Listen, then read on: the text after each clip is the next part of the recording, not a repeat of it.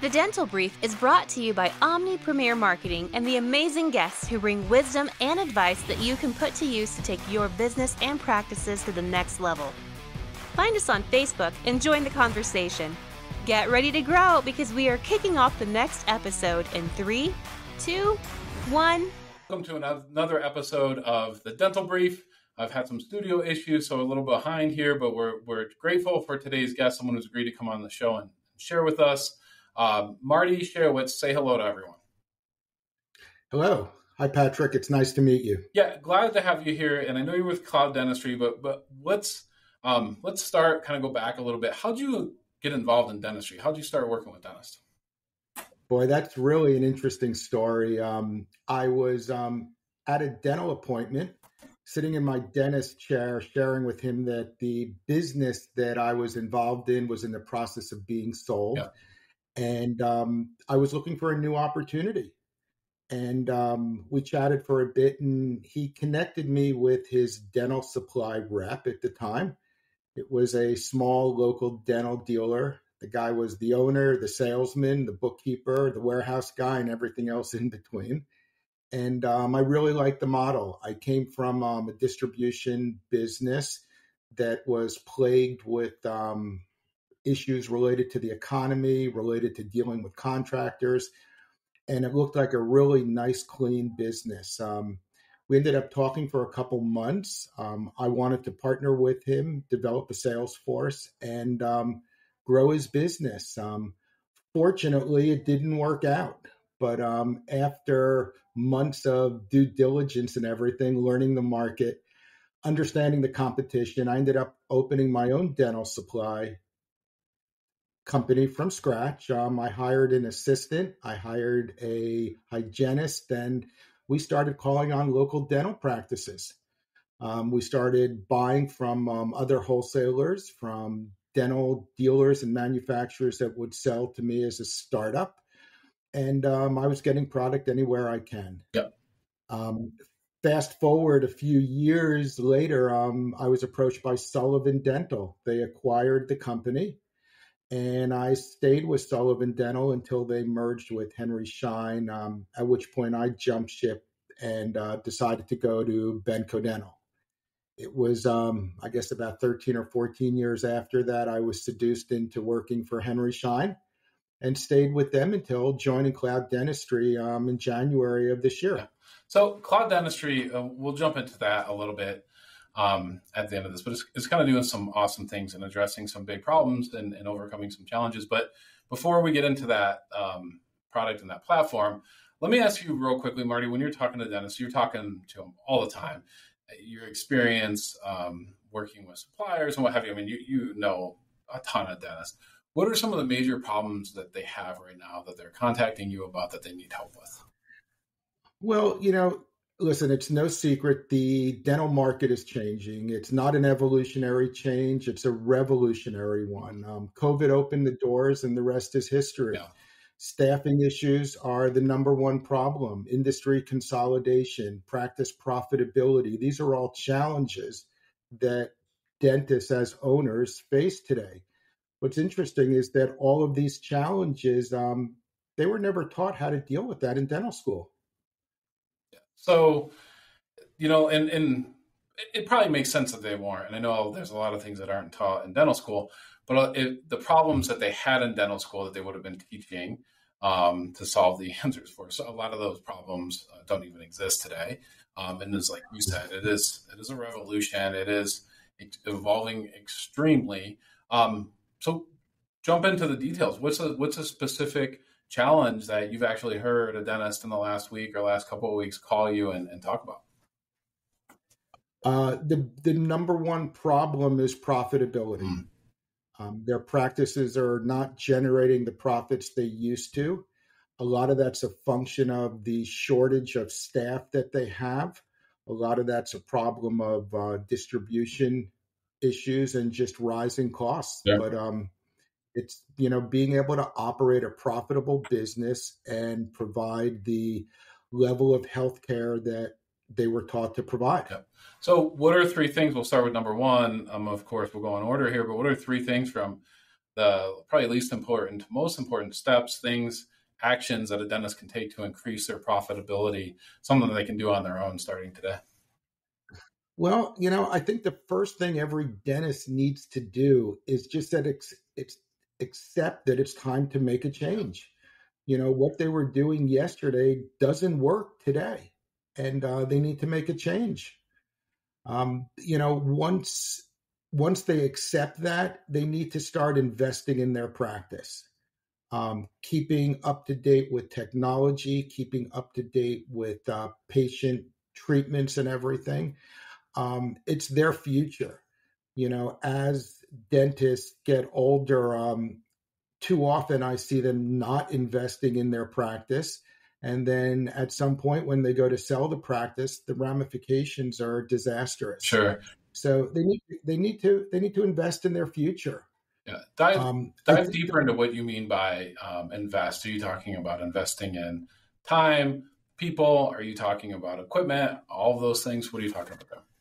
I'm talking about everything. Obviously, equipment is the most, an important aspect. Sure. Keeping the office fresh, making sure it's clean, it's neat, it presents properly. I like to think that a dentist always comes in the back door of their practice and walks right to the operating room. They need to walk in the front door. They need to see it from the eyes of a patient. They need to get feedback. They need to invest in keeping the practice looking, functioning, and running using today's technology. Sure. And something on that, to, like you said, you get so kind of, we get narrow sighted, right? We can't see the forest through the trees. I think some things that I recommend, as a practice, you think you want to see how your dental practice compares to restaurants, right? And look at restaurants. If restaurants have the top food, the best possible food and good prices, you'll go there pretty much no matter the shape of that restaurant, no matter what it looks like, how old the furniture is, how run down it is. If it's amazing food that you can't get it somewhere else, you'll go there. But if it's average food, you're not going there anymore, right? Yeah, it's interesting that you say that. Listen, I've been to a lot of cocktail parties with a lot of dentists, and no one goes up to a dentist and says, "Listen, the MOD that you did on 19, God, the occlusion is incredible." Right. And the margins look great. Right. Most patients don't know the quality of work that their dentist does. Right. They think that as long as it doesn't hurt, as long as they're taken on time, and they judge it by that. I'm going to suggest that probably half of the decision is the way the practice looks, the way the staff handles the situation. Sure. How do they present on the phone? How easy is it to get an appointment? Do they run on time? How professional is it? That's just important in the eyes of the patient as the quality of the dentistry. Sure. Yeah, when you have an experience out there that I think is a bad experience, whether it be calling a restaurant, right, visiting any other type of business, going to your physician's office, it doesn't matter where it is. If you notice that, wow, this isn't a great experience, ask yourself, is the same thing happening inside of the practice? And that kind of makes the jump. If you don't have proper staffing in your office, right, if you don't have the people that you need, your service is usually going to be less than stellar. Would you agree with that? Oh, most definitely. Yeah. The team member at the front desk is the first contact that a patient has. Sure.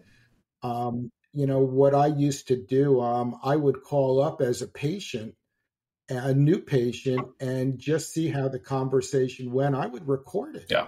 And it's embarrassing, some of the things that you would hear and what they would say. And I would send that recording to the doctor. And I'd introduce myself as, a value-added provider, a value-added rep, and, ask the question, are you proud of this? Would you like to learn how to fix it? Sure. And I would get past the gatekeeper trying to make a sales call by using examples of how bad and how the lack of training that existed for staff members. That's a great example that, staff, you just can't hire someone. They have to be properly trained. They have to be monitored. They have to be coached, and they have to be rewarded for doing exceptional service. Right. And And too I often know that's not. this isn't my area of expertise by any means, but I've been around the block a couple of times. One thing that I'm starting to learn about the younger populations, a lot of people think that they don't want to work, where in fact, younger populations actually, they do want to work. I believe that. But they want to be coached. They want to be told exactly what they need to do. They want an SOP for about everything. So if you're expecting younger generations of workers to just do a great job because that's who they are, just because they're a great person, it's probably not going to happen. But if you coach them and you show them what they need to do, they're gonna step up. I see that happen time and time again. Do you agree with that? Oh, I definitely do. I'm a big proponent of having a playbook. Yeah. What do you say when you answer the phone? What do you say when they ask about, do you take this insurance? What do you say when, they ask certain questions? And it should be the same verbiage for whoever answers the phone. Right. You don't want to have, one person saying, one word and then another person saying another. Yep. And even the team members on the clinical side, how do they talk? What do they say to the patients when the doctor walks out? Yeah. And, there should be standardized verbiage for that in a well-run office. Yeah. So it absolutely, quantity produces quality. There's no doubt about it. And doing the same thing over and over and over and over again just makes us all better at that. Marty, let's jump a little bit and talk about cloud dentistry. It's an actual useful tool that people can help with staffing. So, I want you to talk a little bit about the platform, and then I'll ask you a couple of questions about how to find help when it comes to staffing. But give me the elevator pitch on clouddentistry.com. So first of all, when I was a dental rep, every office that I would walk into, the question always was, do you know of a hygienist? Do you know of an assistant? And I never really had the right answer to that question. It's, the temp agencies, the recruiting agencies, at least in the Northeast, were not real solutions to that problem. Cloud dentistry, it's the magic wand when it comes to staffing. They are the only platform that does peer-to-peer matching, eliminating those middleman costs and restrictions that are typically associated with temp agencies, recruiting platforms, and everything else. Sure. So give me the kind of the snapshot. What does it look like, and how does it work? So a provider, whether it be a hygienist, an assistant, or front desk, goes online, creates a free profile. The profile has a picture of them, a bio of them. The provider gets to list the rate that their hourly rate they're looking for, the distance they're willing to travel, and what their availability is. It's always free to the provider. There's never any expense. The dental office goes on the platform and also creates a bio of the office, a homepage, what they're looking for, a little bit about the office, and everything else. The dental office can go on and create a free profile and look around and see who's available, get to know the platform. If they want to reach out and contact any of these providers, they do have to have a paid subscription. Sure. Depending upon the market, it's less than $100 a month. Yeah. And for that fee, they can reach out and hire an unlimited number of individuals. They can post whatever jobs they want. The real benefit is that it's Sunday night, your hygienist texts you and says, doctor, I can't come in tomorrow. My son's out sick. You can go onto the app, see who's available for Monday morning, and hire them on the spot so that as a dental office, you don't have to reschedule or lose a day of production. Yeah. So there's a terrific book out there called by our author named Herval Hendricks, a heavy psychology book. I think it's called Keeping the Love That You Find. You can help people find that love. which is great. But there's still a lot of work to be done to keep it, correct?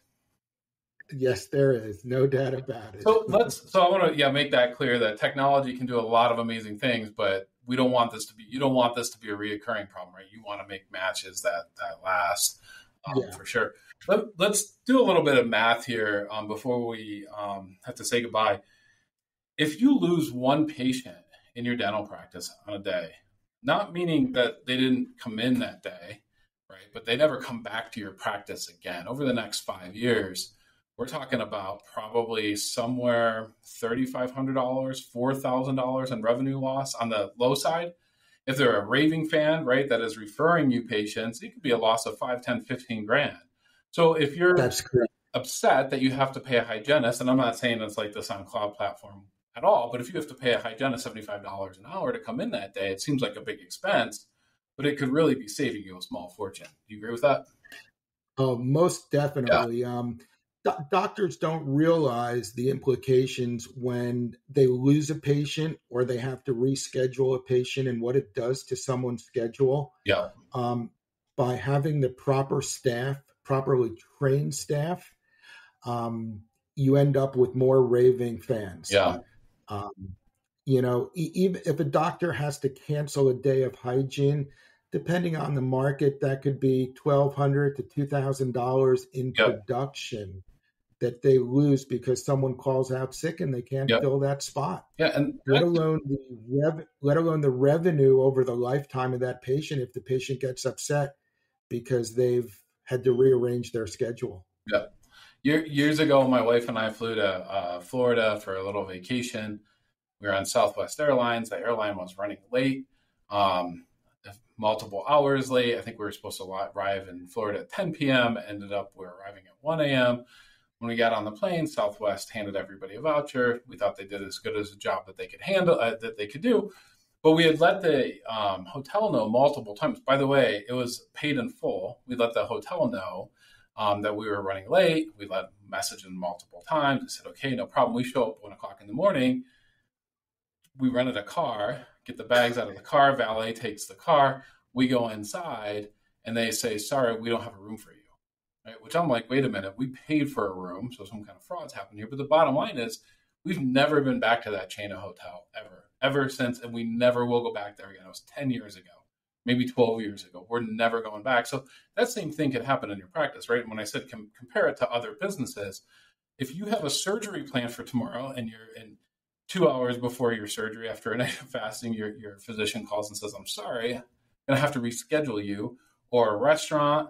Imagine it's your anniversary and you're going out to dinner, and an hour before that reservation, they call and say, sorry, we don't have it anymore.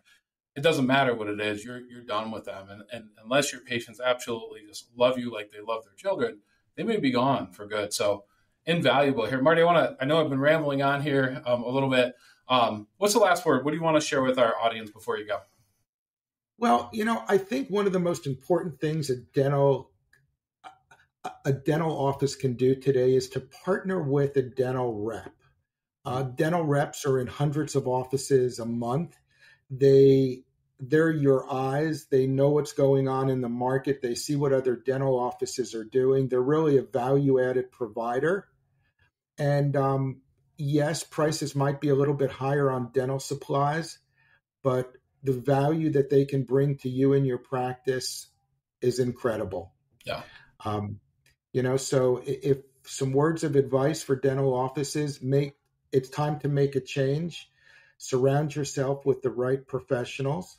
And when it comes to staffing, Cloud Dentistry is the magic wand. Awesome. Marty Schayowitz, thank you so much for being here with Cloud Dentistry. We appreciate you. Can't wait to have you back on. Thanks, Patrick. Appreciate it.